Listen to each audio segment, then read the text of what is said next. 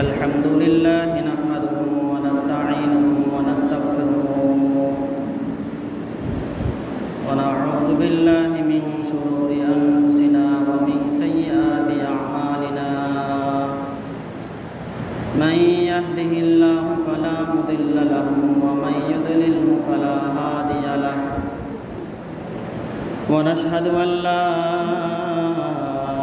إله إلا الله وحده لا شريك له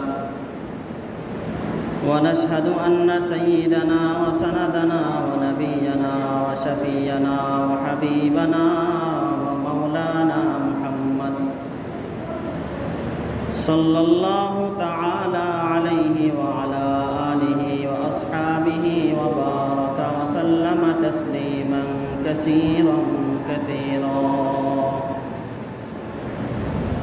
اللهم صل على محمد وعلى آل محمد كما صليت على إبراهيم وعلى آل إبراهيم إنك حميد مجيد. اللهم بارك على محمد وعلى آل محمد كما باركت على إبراهيم وعلى آل إبراهيم إنك حميد مجيد. أما بعد فقد قال الله تعالى في كلامه المجيد وفرقانه الحميد: أعوذ بالله من الشيطان الرجيم. بسم الله الرحمن الرحيم. وإلهكم إله واحد لا إله إلا هو الرحمن الرحيم.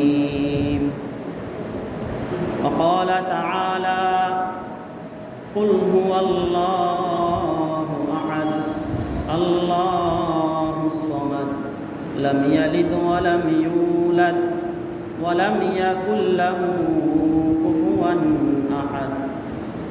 وقال سيدنا رسول الله صلى الله عليه وسلم: أن تؤمنوا بالله وملائكته وكتبه ورسله واليوم الآخر والقدر خيره وشره من الله تعالى، أو كما قال عليه الصلاة والسلام: سبحانك لا علم لنا إلا ما علمتنا إنك أنت العليم الحكيم. الحمد لله. মহান রব্বুল আলামিনের দরবারে লাখ কোটি শুকরিয়া যে রব্বুল আলামিন আমাকে আপনাকে আজকের মতো এই পবিত্র জুমার দিনে সবার আগে আগে মসজিদে আসবার এবং বসবার তৌফিক দান করেছেন। এই জন্য প্রত্যেকেই কালিমাতুশ শুকরিয়া আদায় করি আলহামদুলিল্লাহ।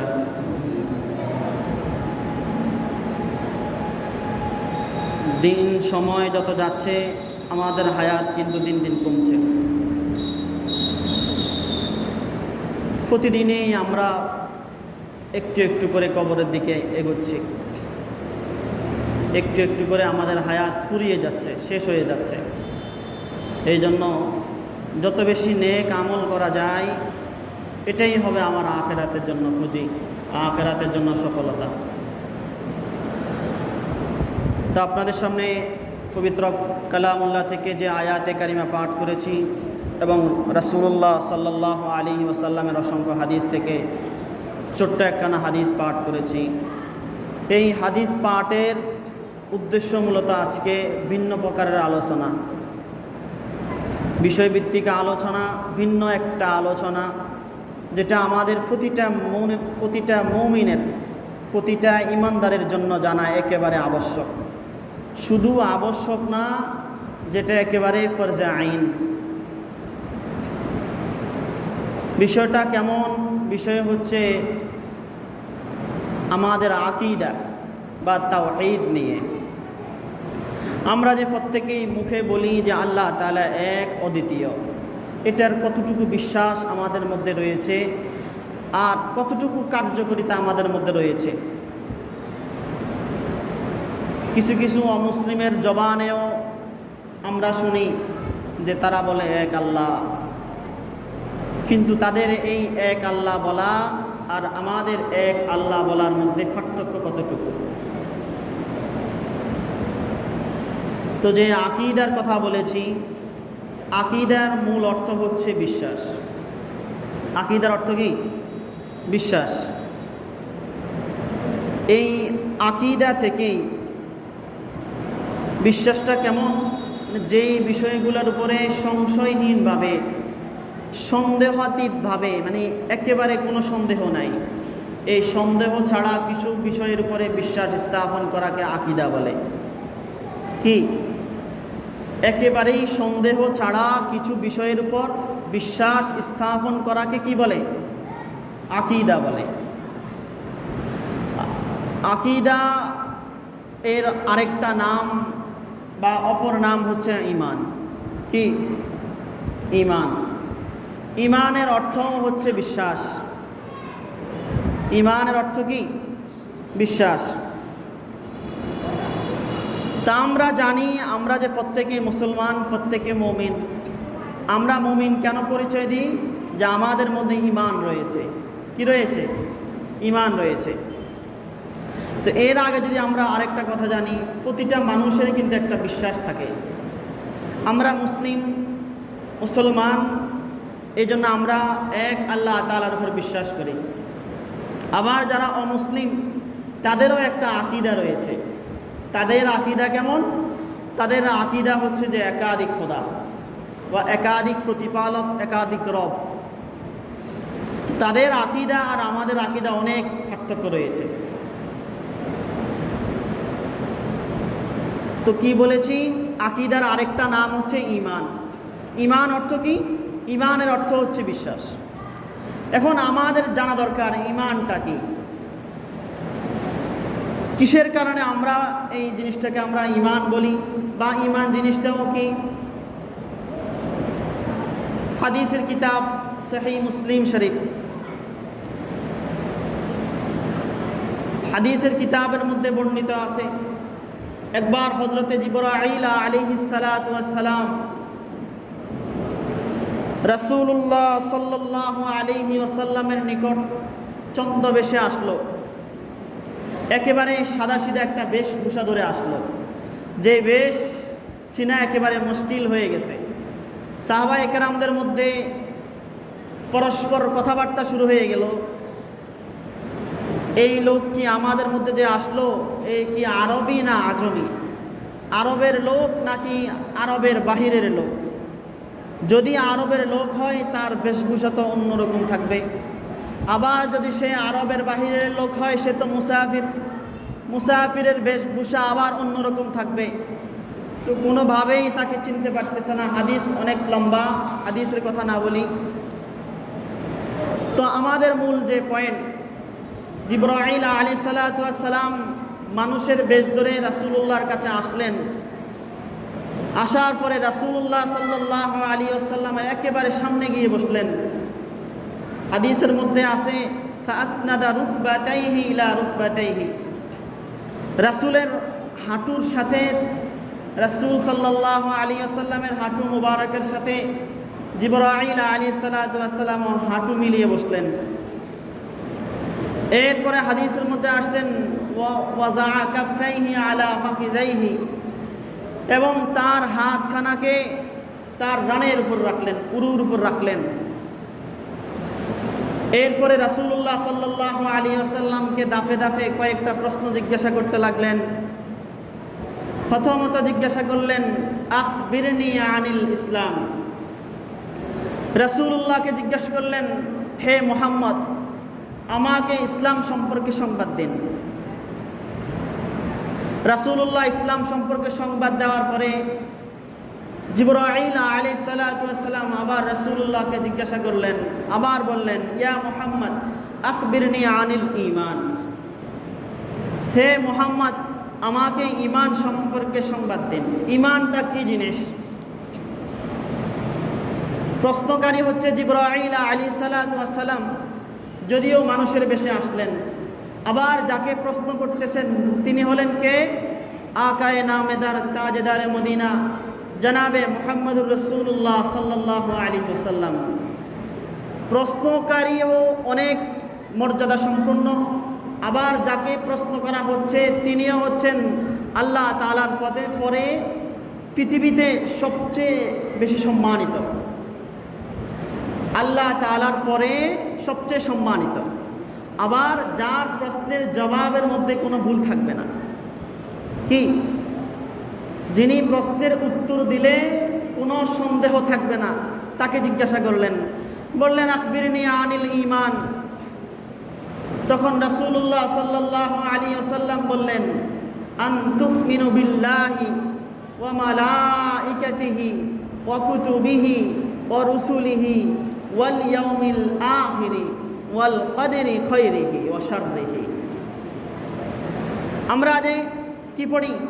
ঈমানে মুফাসসাল পড়ি। ঈমানে মুফাসসালের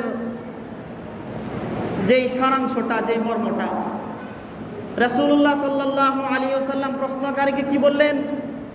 যে ঈমান হচ্ছে আন তুমিনু বিল্লাহি, তুমি আল্লাহ তাআলার প্রতি বিশ্বাস স্থাপন করবে, ওয়া মালাইকাতিহি, এবং তার ফেরেশতাদের উপর বিশ্বাস স্থাপন করবে, ওয়া কুতুবিহি, আল্লাহ তাআলার দেওয়া কিতাবসমূহের উপর বিশ্বাস স্থাপন করবে, ওয়া রুসুলিহি, আল্লাহ তাআলার পক্ষ থেকে প্রেরিত যে রসুলগণ এসছেন রসুলগণের প্রতিও বিশ্বাস স্থাপন করবে, ওয়াল ইয়াউমিল আখিরি, এবং আখিরাতের দিবসের প্রতিও বিশ্বাস স্থাপন করবে। এরপরে কি বললেন? ওয়াল কদরি খায়রিহি ওয়া শাররিহি, এবং আমাদের যে তাকদীর, ভালো হোক বা মন্দ হোক, এই তাকদীরের প্রতি বিশ্বাস স্থাপন করবে। এই ছিল রাসূলুল্লাহ সাল্লাল্লাহু আলাইহি ওয়াসাল্লামের ঈমানের পরিচয় দেওয়ার জবাবটা। যখন রাসূলুল্লাহ সাল্লাল্লাহু আলাইহি ওয়াসাল্লাম ঈমানের এই পরিচয়টা দিলেন, তখন প্রশ্নকারী জিবরাইল এভাবে উত্তর দিলেন, সাদাকতা, আপনি সত্য বলেছেন। কি বলেছেন? আপনি সত্য বলেছেন। তো এখন যে এতক্ষণ যে আমরা ঈমানের পরিচয় শুনলাম, ঈমানের পরিচয় কার থেকে শুনলাম? সরাসরি রাসূলুল্লাহ সাল্লাল্লাহু আলাইহি ওয়াসাল্লামের পবিত্র জবান থেকে। যদিও আমরা রাসূলুল্লাহ সাল্লাল্লাহু আলাইহি ওয়াসাল্লামের পবিত্র জবান থেকে সরাসরি শুনি নাই, কিন্তু পর্যায়ক্রমে রাসূলুল্লাহ সাল্লাল্লাহু আলাইহি ওয়াসাল্লাম বলেছেন, বলার পরে যে সাহাবায়ে কেরাম শুনেছেন, সাহাবায়ে কেরাম থেকে তাবেঈরা শুনেছেন, এরপরে তাবেঈরা শুনেছেন, এভাবে আস্তে আস্তে আস্তে ওলামায়ে কেরাম যারা শুনেছেন, আমিও আমাদের উস্তাদ থেকে শুনেছি, এভাবে তদ্রুপ যেন রাসূলুল্লাহর মুখ থেকেই আমাদের শোনা। এই হাদিসকে হাদিসে জিবরাইল বলা হয়। এভাবে হাদিসের কিতাবের মধ্যে অনেক হাদিস রয়েছে যেগুলোকে হাদিসে মুসালসাল বলা হয়, মানে স্বয়ং রাসূলুল্লাহ সাল্লাল্লাহু আলাইহি সাল্লাম থেকে ধারাবাহিক আস্তে আস্তে আস্তে একেবারে আমরাও আমাদের উস্তাদ থেকে পেয়েছি। এভাবে তো তদ্রূপভাবে এই ঈমানের পরিচয় স্বয়ং রাসূলুল্লাহ সাল্লাল্লাহু আলাইহি ওয়াসাল্লাম থেকে আমাদের শোনা।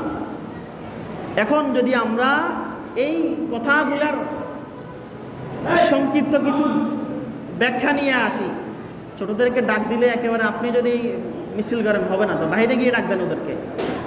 তো রাসূলুল্লাহ সাল্লাল্লাহু আলাইহি ওয়াসাল্লাম যে বলেছেন আন তুমিনু বিল্লাহি, তোমরা আল্লাহ তাআলার প্রতি বিশ্বাস স্থাপন করবে। তো বিশ্বাসটা কেমন? আমরা এই বিশ্বাসের সংক্ষিপ্ত আকারে কিছু কথা নিয়ে আসি। ঈমানের যে 6টা কথা আমরা শুনেছি, এগুলোকে হাদিসের ভাষায় বা আরবি ভাষায় আরকানুল ঈমান বলা হয়। কি বলা হয়? আরকানুল ঈমান বলা হয়। তো আরকান এর এক বচন হচ্ছে রোকন। রোকনের মানে হচ্ছে কি? মূল বিষয় বা মূল উপাদান। কথার কথা, আপনি যদি একটা ভবন করেন, বিল্ডিং করেন, বিল্ডিং করতে হলে আপনার কিছু কি হয়? ইটের প্রয়োজন হয়, রডের প্রয়োজন হয়, সিমেন্টের প্রয়োজন হয়, বালির প্রয়োজন হয়, মিস্ত্রির প্রয়োজন হয়, এভাবে ধাপে ধাপে অনেক জিনিসের প্রয়োজন হয়।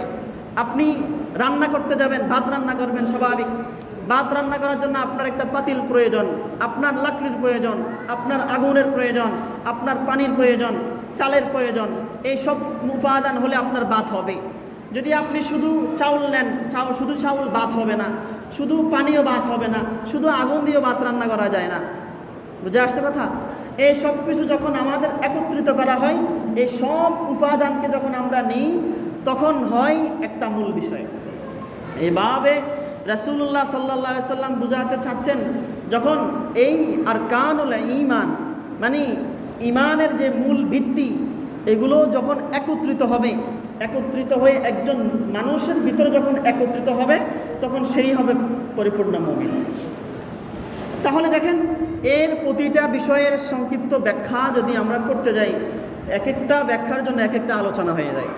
এর জন্য একেবারেই না হলেই নয়। যেটা যেমন প্রথম বিষয় হচ্ছে কি বলেছেন, আল ঈমানু বিল্লাহ, আল্লাহ তাআলার প্রতি বিশ্বাস স্থাপন করা। আল্লাহ তাআলার প্রতি বিশ্বাস স্থাপন করা কি? আল্লাহ তাআলার প্রতি বিশ্বাস স্থাপন করার বিষয় হচ্ছে যে আল্লাহ তাআলা আমার রব, আল্লাহ তাআলা আমার সব, আমার ইবাদতের উপযুক্ত একমাত্র আল্লাহ তাআলাই, আমার হায়াতের মালিক একমাত্র আল্লাহ তাআলাই, আমার রিজিকের মালিক একমাত্র আল্লাহ তাআলাই, আমার মৃত্যুর মালিক একমাত্র আল্লাহ তাআলাই। তো দেখেন, এ সব কিছুর মূল হচ্ছে কি? আল ঈমানু বিল্লাহি ওয়াহদা, মানে এক আল্লাহ তাআলার প্রতি বিশ্বাস স্থাপন করা। যে আমি যদি আমার জীবনকে সুন্দরভাবে পরিচালনা করতে হয়, তা আমি যদি এক আল্লাহ তাআলা ছাড়া অন্য কোনো কাউকে মনে করি যে আমার রিজিক দেনেওয়ালা, অন্য কাউকে মনে করি যদি আমার হায়াত দেনেওয়ালা, অন্য কাউকে মনে করি যদি আমাকে মারনেওয়ালা, অন্য কাউকে যদি মনে করি আমার সুখ শান্তি দেনেওয়ালা, তাহলে আমার এক আল্লাহ তাআলার প্রতি বিশ্বাস স্থাপন করা আর হলো না। তো আল্লাহ তাআলার প্রতি বিশ্বাস স্থাপন করার মানেটাই হচ্ছে কি? মানে হচ্ছে আল্লাহ তাআলাকে এক মনে করা এবং অদ্বিতীয় মনে করা। ইবাদতের উপযুক্ত শুধুই আল্লাহ তাআলাকে মনে করা। বুঝে আসছে কথা আমাদের? তাহলে রাসূল যে বলেছেন আন তুমিনু বিল্লাহি, তুমি আল্লাহ তাআলার প্রতি বিশ্বাস স্থাপন করো, এর প্রথম অর্থটা কি? মানে আল্লাহ তাআলাকে এক জানা, আল্লাহ তাআলাকে অদ্বিতীয় মনে করা, যে তিনি আমার রব, তিনি আমার সব, তিনি আমার ইবাদতের উপযুক্ত, তিনি ছাড়া আর আমার কোনো উপাস্য নাই। তো শুরুতে যে বলেছি অমুসলিমদেরও কিছু আকীদা থাকে। তো আমাদের আকীদা হচ্ছে কি? আমাদের আকীদা হচ্ছে আল্লাহ তাআলাই আমার সব কিছু, আল্লাহ তাআলাই ইবাদতের উপযুক্ত। কিন্তু অমুসলিমদের ক্ষেত্রে যদি আমরা যাই, তাদের আকীদা কেমন? তাদের আকীদা হচ্ছে তারা রব হিসেবে একজনকে না, তারা একাধিককে রব মানে। বৃষ্টি দেনেওয়ালা একজনকে মানে, রোদ দেনেওয়ালা একজনকে মানে, বাঁচানেওয়ালা একজনকে মানে, মারনেওয়ালা একজনকে মানে, খাওয়ানেওয়ালা একজনকে মানে। এভাবে তারা একাধিক খোদাকে মানে। এই জন্য তারা কি না? তারা মুমিন না। এই হচ্ছে আল্লাহ তাআলার প্রতি বিশ্বাস স্থাপন করে একেবারেই সহজ সরল যে ব্যাখ্যা, আল্লাহ তাআলাকে এক জানা এবং অদ্বিতীয় জানা। দ্বিতীয় যে বিষয় রাসূলুল্লাহ বলেছেন, আল ঈমানু বিল মালাইকা, ফেরেশতাদের প্রতি ঈমান আনা। ফেরেশতাদের প্রতি ঈমান আনার মানেটা কি? ফেরেশতাদের প্রতি ঈমান আনার মানে হচ্ছে যে ফেরেশতারা আল্লাহ তাআলার একেবারেই সম্মানিত বান্দা। ফেরেশতারা একেবারেই নিষ্পাপ, তাদের কোনো গুনাহ নাই। কি নাই? তাদের কোনো গুনাহই হয় না, তাদের কোনো ইচ্ছা শক্তি নাই। আল্লাহ তাআলা তাদেরকে যেভাবে কাজ করতে বলেন সেভাবেই কাজ করেন। ফেরেশতারা সবসময় আল্লাহ তাআলার ইবাদতে মশগুল থাকেন। তারা কখনো এক পলকের জন্য তারা কোনো গুনাহ করেন না, এক মুহূর্তের জন্য তারা আল্লাহ তাআলার ইচ্ছার বাহিরে যান না। এই হচ্ছে আমাদের ফেরেশতাদের প্রতি ঈমান। 3 নাম্বার আল ঈমানু বিল কুতুব, আল্লাহ তাআলার প্রেরিত কিতাব সমূহের প্রতি বিশ্বাস স্থাপন করা। আমরা একেবারেই প্রসিদ্ধ বা আমাদের পরিচিত যে কিতাবগুলো আমরা জানি, তাওরাত, জবুর, ইনজিল এবং আমাদের কি কোরআন, এই 4টা কিতাব তো আমরা জানি। এছাড়াও আল্লাহ তাআলা অনেক কিতাব, আসমানি কিতাব পাঠিয়েছেন, অনেক সহিফা পাঠিয়েছেন, যে এই কথাগুলোর উপর বিশ্বাস করা যে সব কিছুই আল্লাহ তাআলা পাঠিয়েছেন। 4 নম্বর আল ঈমানু বির রাসূল, রাসূলদের প্রতি বিশ্বাস স্থাপন করা। রাসূলদের প্রতি বিশ্বাস স্থাপন করার মানে কি? রাসূলরা হলেন আল্লাহ তাআলার বান্দা এবং রাসূল। তারা রাসূলরা, প্রত্যেক রাসূল, নবী এবং রাসূল প্রত্যেকে হচ্ছেন নিষ্পাপ, তাদের কোনো গুনাহ নাই। কি নাই?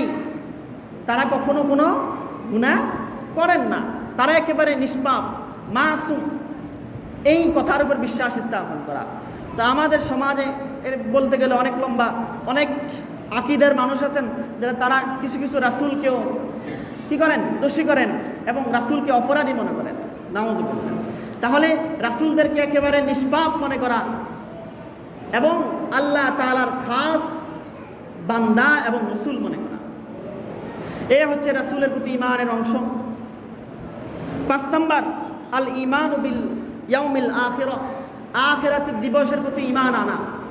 আখিরাতের দিবসের প্রতি ঈমান আনা মানে কি? আমাদের মধ্যে আর অমুসলিমদের মধ্যে পার্থক্যটা দেখেন কেমন। আমাদের আখিরাতের প্রতি বিশ্বাস হচ্ছে যে আমরা এখন যদি চলে যাই, আবার এক সময় আল্লাহ তাআলা আমাদেরকে হাসরের ময়দানে একত্রিত করবেন আমাদের হিসাব নিকাশের জন্য। কিসের জন্য?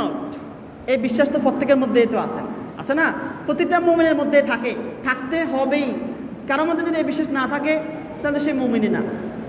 আর অমুসলিমদের মধ্যে বিষয় হচ্ছে কেমন? তাদের বিষয় হচ্ছে যে দুনিয়াতে আসলাম, খাইলাম, ঘুরলাম, আনন্দ ফুর্তি করলাম, মাটির সাথে মিশে গেলাম, আর কোনো হিসাব নিকাশ নাই। তাহলে এটা হচ্ছে তাদের আকীদা, তাদের বিশ্বাস। এই বিশ্বাসের কারণে তারা মুমিন হতে পারলো না, আর তারা এক আল্লাহ তাআলাকেও মানলো না, আবার তারা জান্নাতেও যাবে না। তাহলে আখিরাতের দিবসের প্রতি ঈমান আনা মানে কি? যে আল্লাহ তাআলা যে আমাদেরকে আবার এক সময় কি করবেন? উঠাবেন এবং আমাদের আমলনামার হিসাব নিকাশ করবেন। এরপরে হচ্ছে আমাদের আল ঈমানু বিল কদর, তাকদীরের প্রতি ঈমান আনা। যে তাকদীর হোক ভালো হোক মন্দ, এই তাকদীরের প্রতি বিশ্বাস স্থাপন করা যে যা কিছু হয়েছে, যা কিছু হয়, যা কিছু হবে, সব কিছুই আল্লাহ তাআলার পক্ষ থেকে হবে। তাহলে যদি আমার জন্য কোনো কিছু ভালো হয়, সেটাও আল্লাহ তাআলার পক্ষ থেকে ফয়সালা ছিল, আমার তাকদীরে ছিল। যদি মন্দ কিছু হয়, সেটাও আল্লাহ তাআলার পক্ষ থেকে আমার জন্য ফয়সালা ছিল, এই জন্য হয়। এ হচ্ছে আমাদের আরকানুল ঈমান, যে ঈমানের যে 6টা বিষয়, যেগুলা ঈমানের মূল উপাদান, এগুলোর একটাও যদি কারোর মধ্যে সন্দেহ না থাকে তাহলে সে মুমিন হতে পারবে না। তা আল্লাহ তাআলা আমাদের এই সংক্ষিপ্ত কথাগুলোর উপর আমল করার তৌফিক দান।